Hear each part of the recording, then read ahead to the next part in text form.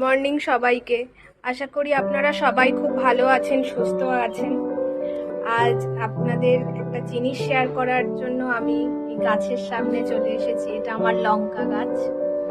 এই লঙ্কা গাছটা বলতে পারেন আমি নিজেও জানি না কিভাবে হয়েছে, নিশ্চয়ই কোনো দানা টানা পড়েছিল, সেই জন্যই হয়তো হয়েছে, কিন্তু আমি কখনো দানা ফেলিনি, অটোমেটিক্যালি হয়েছিল। সেই জন্য আর কি ঝাল হয় এই লঙ্কাগুলোতে, দেখুন কি সুন্দর দেখতে লঙ্কাগুলোকে। এই লঙ্কাটা ছোট্ট ছিল, এখন দেখছি বেশ কিছুটা বড় হয়ে গেছে। আর এখানে কয়েকটা পাকা পাকা লঙ্কা দেখছেন, এইগুলোকে আমি লঙ্কাগুলোকে গাছেই শুকিয়ে নিয়েছি এর থেকে দানা তৈরি করব বলে।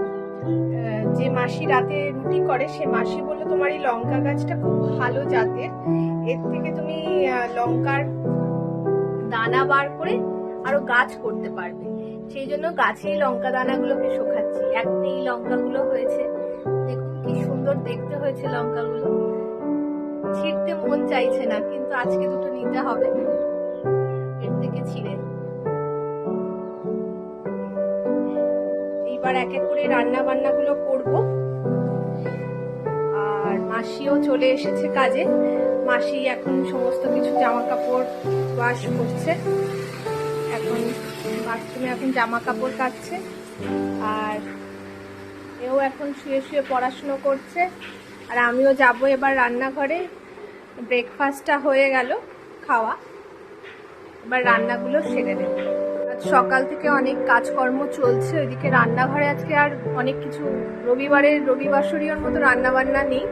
আজকে ঘরের চাদর টাদর সমস্ত কিছু চেঞ্জ করলাম দুই ঘরের সকাল থেকে। তাছাড়া মাসিরও তো অনেক জামা কাপড়, এখানে এতটা জামা কাপড় এখনো রয়েছে, এগুলোকে ফোল্ড করা বাকি। আর মাসিও কেচে দিয়ে গেছে, হাতে অনেকটা জামা কাপড়, এইগুলোকেও তুলবো, ফোল্ড করবো। আর আজকে আমার মেয়েও পড়ে চলে এসছে, এখন পড়া ছিল মেয়ের, এই পড়ে চলে এসছে। আর উপরের থেকে সোহাগ এসছে, এখন দুজনে মিলে খেলা করছে। আর আজকে রান্না বলতে একটু মাছের ঝাল, ডাল আপনাদের দেখাই। পড়ে যাবে মামা, সামলাতে পারবি না। পাবদা মাছগুলো নরমাল হয়ে গেছে, এবার এর মধ্যে নুন হলুদ দিয়ে দিয়েছি। এবার নুন হলুদ গুলো মাছের গায়ে খুব ভালো করে আমি মাখিয়ে নেব। আর ওইদিকে কড়াইও বসিয়ে দিয়েছি, কড়াইয়ের মধ্যে সর্ষের তেল দিয়ে দিয়েছি, তেলটাও গরম হোক। এটা খুব ইজি প্রসেসের রান্না। সর্ষে আজকে আমি আর ঘরে বেটে নেয়নি, সানরাইজের সর্ষে বাটার যে প্যাকেটটা হয় সেটাই নিয়ে এসেছিলাম, ওটা দিয়েই বানাবো। ভালো করে আগে নুন হলুদটা মাখিয়ে নিতে হবে মাছের গায়ে।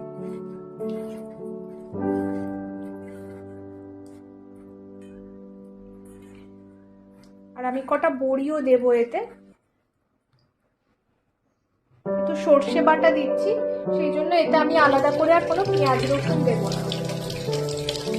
সর্ষে বাটা পেঁয়াজ রসুন দুটোই অ্যাড করলে অনেকটা রিচ হয়ে যাবে, সেজন্য আমি হালকা করেই করবো গরমে।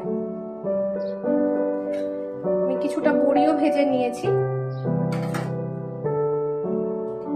তেলটা গরম করতে দিয়েছি, হয়ে গেলে এর মধ্যে আমি এক এক করে মাছগুলো ছেড়ে দেব। আর তার মধ্যে আমি একটু আদাও বেটে রেখেছি, আর তার সাথে কটা কাঁচা লঙ্কা চিড়ে নিয়েছি 4টে। আর এখানে আমি সর্ষে বাটাটা একটু উষ্ণ গরম জলে নুন দিয়ে ভালোভাবে গুলে নিয়েছি। তেলটাও আমার খুব ভালোভাবে গরম হয়ে গেছে। এবার এর মধ্যে আমি এক এক করে মাছগুলোকে ছেড়ে দেব। পাবদা মাছ কিন্তু একটু সামান্য মাঝে মাঝে ফাটে, সাবধানে ছাড়বেন, ফাটতে শুরু করে।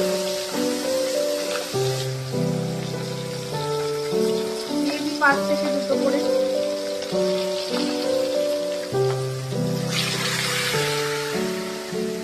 আমি মাছ ভাজার সময় কড়াইতে তেলের মধ্যে সামান্য পরিমাণ নুন দিয়ে দিই, তার ফলে মাছগুলো সহজে ভেঙে যায় না। সহজেই পাবদা মাছ এমনিতেই নরম মাছ, সেই কারণে সামান্য তেলের মধ্যে হালকা করে নুন দিয়ে দিই, তার ফলে মাছগুলো সহজে ভাঙে না।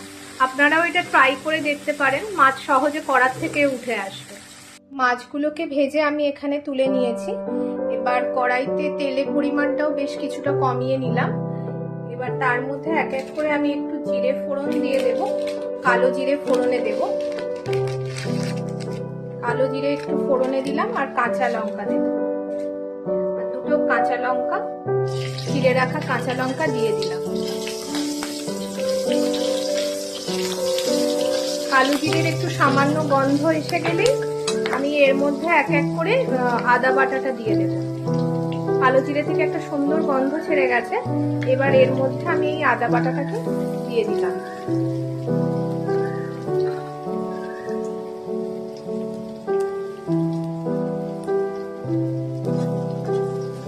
গরমের দিনে হালকা ঝোল খেতে সবসময় ইচ্ছা হয় না, তখন হালকা করে এইভাবে ঝালটাকেও বানিয়ে খেলে মন্দ লাগে না।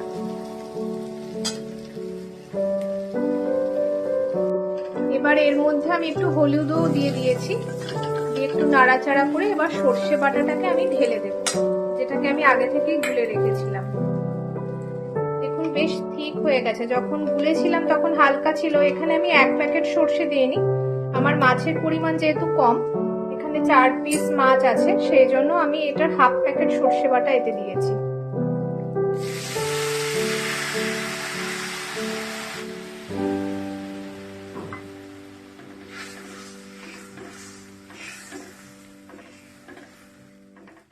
আর এতে সামান্য পরিমাণ নুনও অ্যাড করার ছিল, সেই কারণে আমি নুনটা এই মুহূর্তে দেব না। একটু হাতে নিয়ে টেস্ট করে দেখবো, যদি নুনের পরিমাণটা লাগে মনে হয় তাহলেই নুনটাকে আমি অ্যাড করব। কয়েকটা কাঁচা লঙ্কাও এর মধ্যে আরো এক্সট্রা আমি কেটে দিয়ে দিলাম। এবার এক এক করে মাছগুলোকে আর বড়িগুলোকে আমি এর মধ্যে ছেড়ে দেব।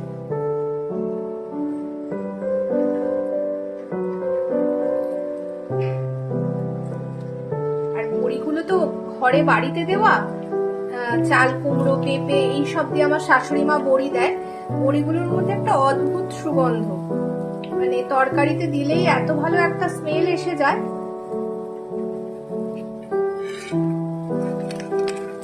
আগের বছর আমার শাশুড়ি মার হাঁটুতে অপারেশন হয়েছিল, সেই জন্য উনি বড়ি দিতে পারেন, তার ফলে আমাদের বড়িও খাওয়া হয়নি। সারা বছর বড়ি ছাড়া খেতে হয়েছে, নয় কেনা বড়ি খেতে হয়েছে, কিন্তু কেনা বড়ির সেই টেস্ট থাকে না। এবার আবার একটু হাঁটুটা ঠিক হয়েছে, আবার একটু সামান্য বড়ি দেওয়ার চেষ্টা করেছে। এবার একটু কিছুক্ষণ এই ঝোলটা ফুটবে, মাছের মধ্যেও ঝোলটা চলে যাবে, তারপর আমি এটাকে নামিয়ে নেব। ঝালটা প্রায় কমপ্লিট হয়ে এসছে, আমি উপর থেকে আরো দুটো কাঁচা লঙ্কা ভেঙে দিলাম, আর বেশ কিছুটা ধনেপাতা আমি ভালোভাবে কুচিয়ে রেখেছি, এটাকেও একটু দিয়ে দেব ঝোলের মধ্যে। ধনেপাতার পরিমাণটা একটু বেশি দেব, দিয়ে একটু হালকা ফুটিয়ে এটাকে আমি নামিয়ে নেব। অনেকে দেখেছি ধনেপাতা শুধু পাতাটাই দেয়, ডাঁটাটা ফেলে দেয়, কিন্তু আমি ডাঁটাটাও দিই। আমার যেন মনে হয় ডাঁটাটা দিলে ভালো গন্ধের সেন্টটা আমার আরো মনে হয় বেটার হচ্ছে, সেই জন্য আমি ডাঁটাটাও দিয়ে দিই। দিয়ে একটু সামান্য ফুটিয়ে নিই, ডাঁটাটা নরম হয়ে যায়, অসুবিধা হয় না।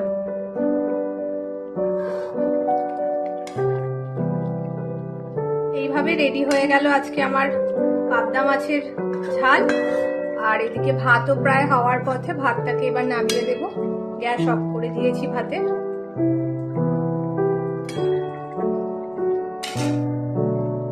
আন্টির কাছেও থাকবে না, ওর মার কাছেই থাকবে।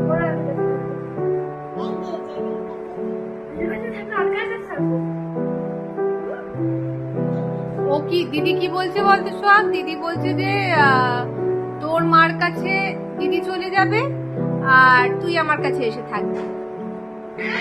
কোনটা চাই বল?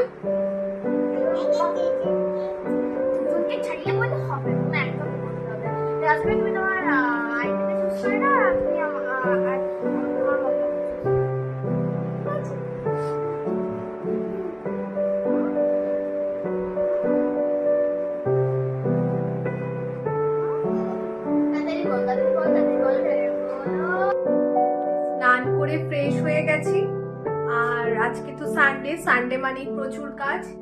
সমস্ত সবজি টবজি ধুয়ে সমস্ত ক্লিন করা। এই দেখো এখানে সব সবজিগুলো রাখা আছে, সমস্ত সবজিগুলো এখানে। মাছগুলো তো যথারীতি এতক্ষণে ফ্রিজে উঠে গেছে, আর আজকে লাঞ্চে কি কি বানালাম সেটা তোমাদের সাথে শেয়ার করা হয়নি, সেটাও শেয়ার করে দিই। আজকে লাঞ্চে একটু ডাল বানিয়েছি, অল্প করে মটর ডাল। এখানে একটু ঝিঙে অল্প ছিল, একটু ঝিঙে পোস্ত, আলুটা বেশি একদমই কম দেওয়া আছে ওতে। আর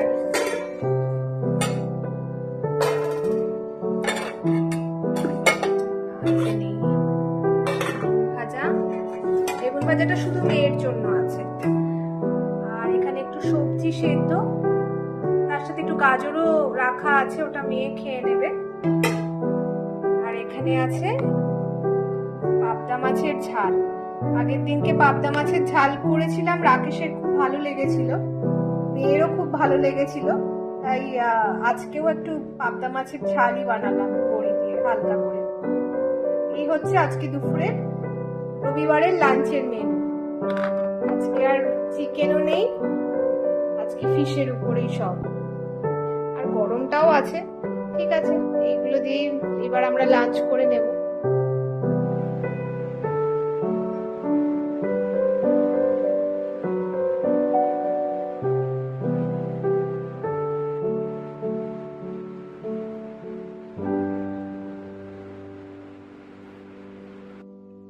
গুড ইভিনিং সবাইকে।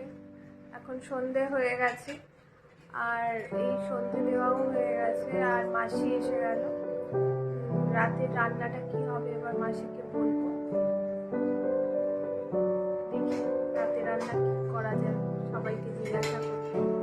ঘরের ওইদিকে কাজকর্মগুলো করতে করতে ভুলেই গেছিলাম মাসি কি রান্না করলো তোমাদের সাথে আজকে শেয়ারই করা হলো না। মাসি আজকে চাউমিন বানিয়েছে, এগ চাউমিন। এটাই আমরা রাতে ডিনার করেছি।